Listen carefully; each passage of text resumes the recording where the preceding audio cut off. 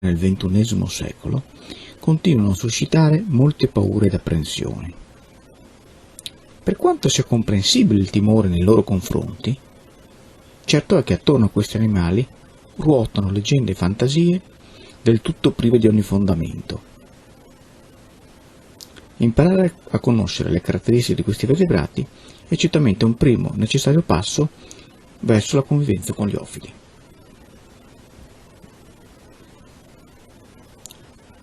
Cominciamo col mettere in luce le fantasie più incredibili che ruotano intorno al mondo dei serpenti.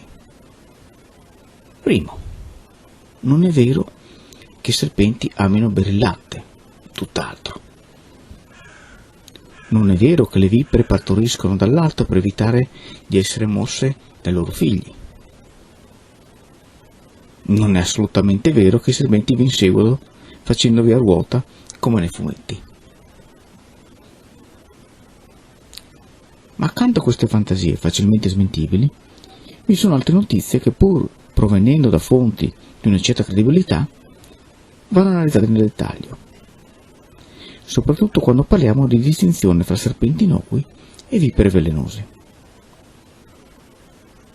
Vediamo qui nel dettaglio le caratteristiche vere e non completamente vere sulla distinzione fra queste due categorie di serpenti. Va detto però che anche queste caratteristiche prevedono una minima esperienza da parte dell'osservatore. Aggettivi come slanciato o tozzo, veloce o lento possono essere molto soggettivi. Ad alcuni la lenta vipera potrebbe apparire veloce e via discorrendo.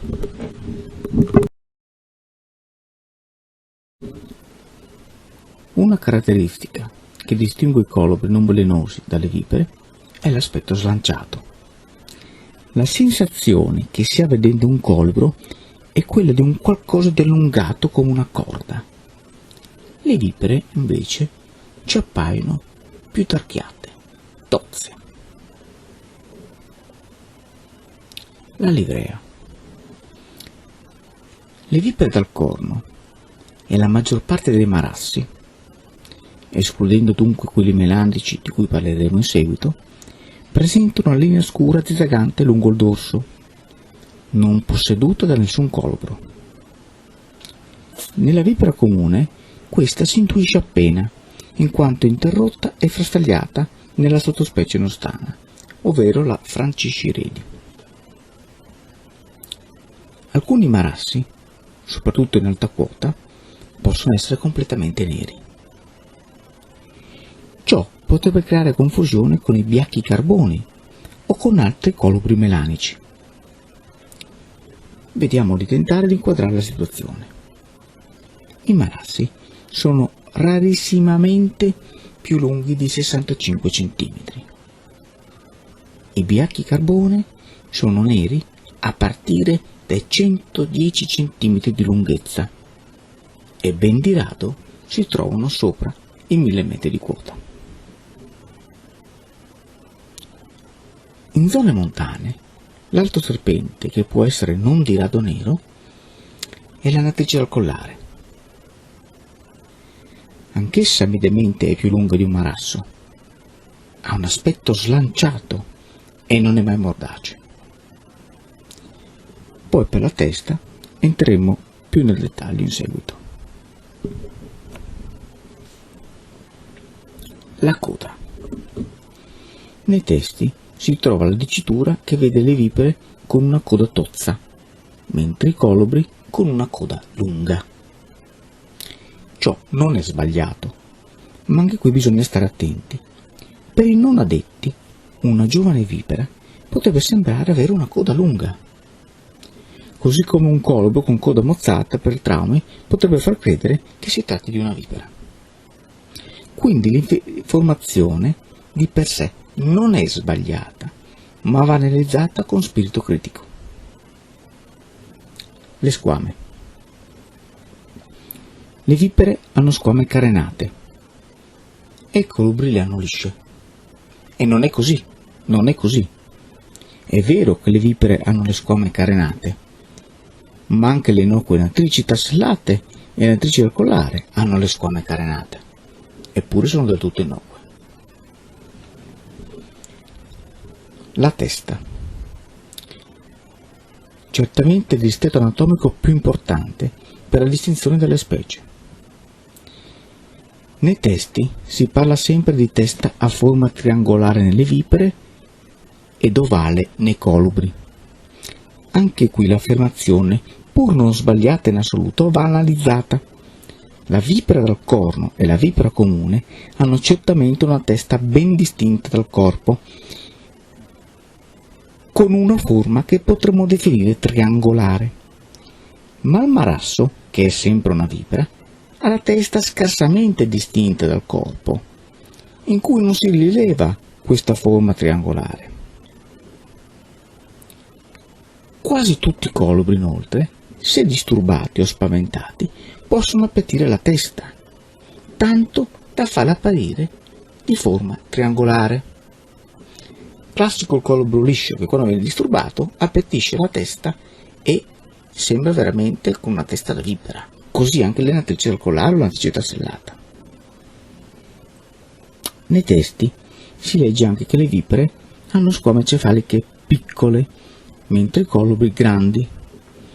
Questo è certamente vero per la vipera comune e la vipera dal corno, che hanno le squame cefaliche piccole, ma lo è assai meno per il marasso. Più significativo, parlando di squame, è il fatto che mentre i colubri hanno una sola fila di squame sopralabiali, nelle vipere queste sono di più. Infine il famoso occhio di vipera. Si dice che le vipere hanno la pupilla a sviluppo verticale e mentre la pupilla è tonda nei colubri. Anche questa affermazione va affrontata in senso critico. Tra i colubri nostrani abbiamo il serpente gatto europeo dell'area classica che ha le pupille a sviluppo verticale esattamente come le vipere. Le vipere, in condizioni di luce scarsa, possono dilatare le pupille, tanto da non vedere chiaramente la forma a sviluppo verticale che ci aspetteremo.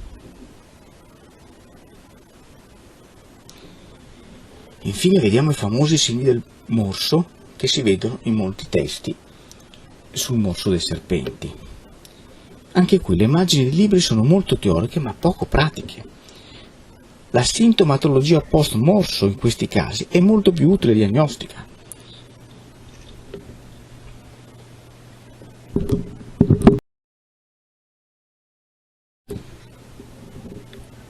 Partiamo comunque da un presupposto. Nessuna specie di serpente nostrana è particolarmente aggressiva, tantomeno le vipere. La possibilità di essere mossi da un serpente o da una vipera durante una normale attività di escursionismo è scarsissima. Tale problematica si riduce ulteriormente se indossiamo scarponi e pantaloni lunghi, quindi non calzoni corti o sandali, facendo attenzione a dove ci si appoggia, usando guanti e protezioni se dobbiamo raccogliere funghi o frutti a livello del suolo, come ad esempio i mettili.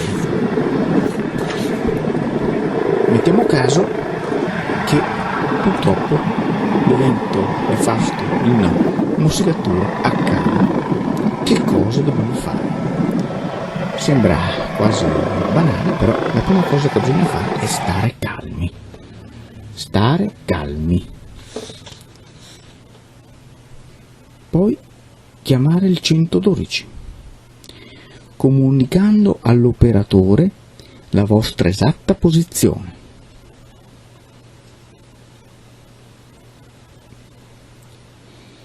Non solo, all'operatore dovete comunicare la vostra situazione clinica pre-morso.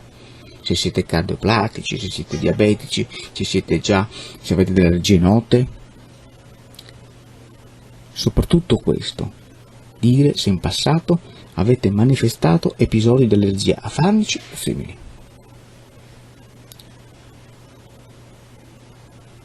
Nel caso che non ci sia campo e non riusciate a concordare con il 112 il da farsi, il consiglio è di fasciare l'arto colpito come se fosse fratturato.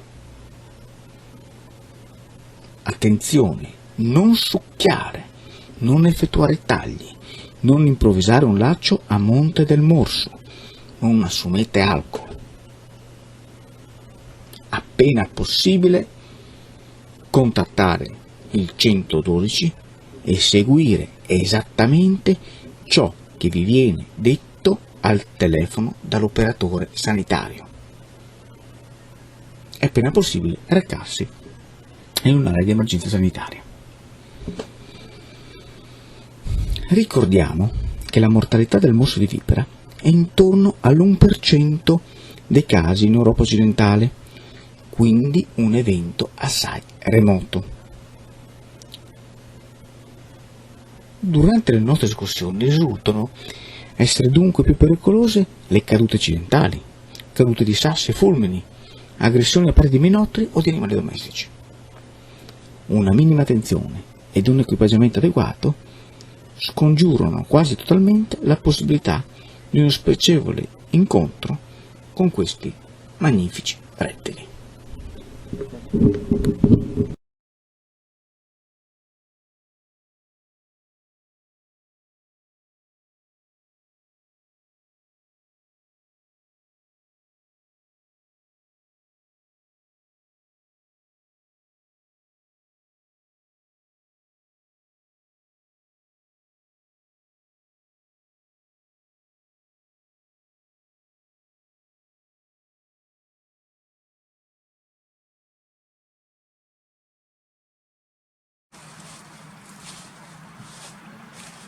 Eccoci giunti al termine di questo filmato, in cui tenterò di darvi qualche consiglio librario per approfondire magari con calma l'argomento serpenti in Friuli Venezia Giulia.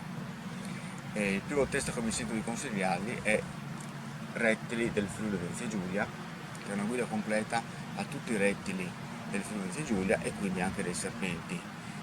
Sono contemplate tutte le specie, ogni specie ha la propria scheda, in cui c'è un areale di diffusione, la quota, grosso modo fino a dove si può trovare, un riferimento dimensionale e molte foto che ci danno un po' l'idea dell'aspetto di questi animali, ma soprattutto nella parte terminale del libro vi è una chiave di riconoscimento di tutte le specie di serpenti e con questa chiave e un po' di attenzione siamo perfettamente in grado di riconoscere tutte le specie di ofidi presenti nella nostra regione.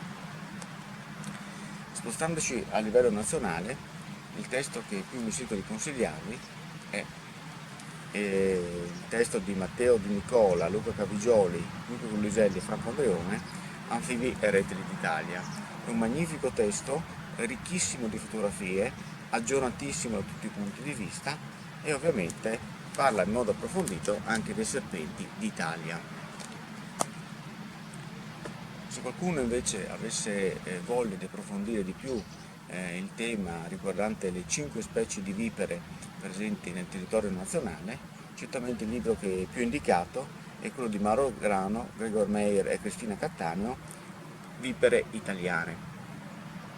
Questo è un magnifico testo su tutte le vipere, aggiornato secondo le più recenti ricerche, ma è interessante anche le numerose foto, sono interessate le numerose foto in cui sono presenti molteplici livree riscontrate in questi viperidi nazionali. Per coloro che invece volessero fare un ulteriore passo in avanti e approfondire da un punto di vista ancora più scientifico l'argomento rettili e serpenti, sicuramente il testo più indicato è il volume della Fauna d'Italia Reptilia. Questo è un volume, è chiaramente un testo impegnativo, però molto interessante e utile. Spostandoci dal contesto europeo, visto anche la nostra collocazione geografica che ci vede più o meno al centro dell'Europa e spostandoci un po' fuori regione possiamo trovare altre realtà, sicuramente il libro più indicato, che vi posso indicare, è il libro di Joris Proibeck, Buto Bukema, Bobby Bocco e Jean Bevot, con illustrazioni di Ilian Velikov, anfibia rettile della Gran Bretagna e dell'Europa, ovviamente sottotitoli europei, è fatta veramente bene, è il più aggiornato testo europeo che si può trovare sull'argomento, e anche qua ci sono diverse interessanti chiavi per riconoscere le varie specie. Ecco. Non è male anche questo testo della Collins sui rettili anfibi d'Europa, ok?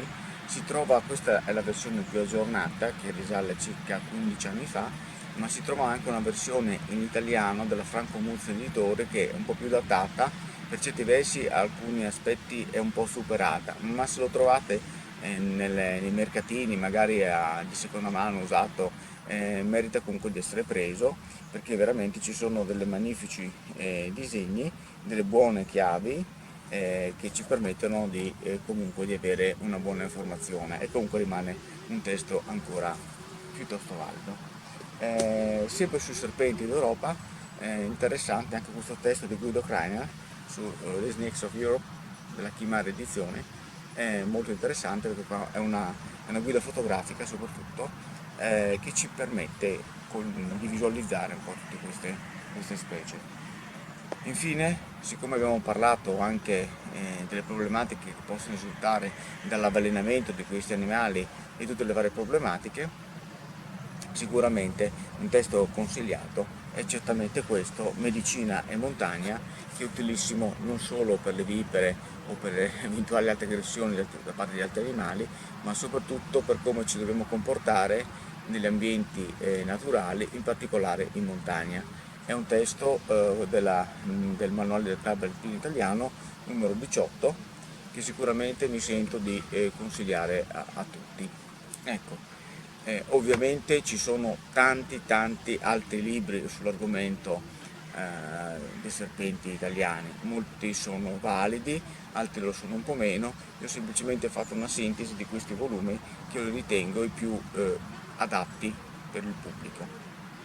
Ecco, con questo abbiamo finito questo video, spero che vi sia piaciuto, spero che lo troviate utile soprattutto, e spero soprattutto ancora di più che questo video contribuisca a ridurre questo timore, questo conflitto che esiste tra l'uomo e i serpenti.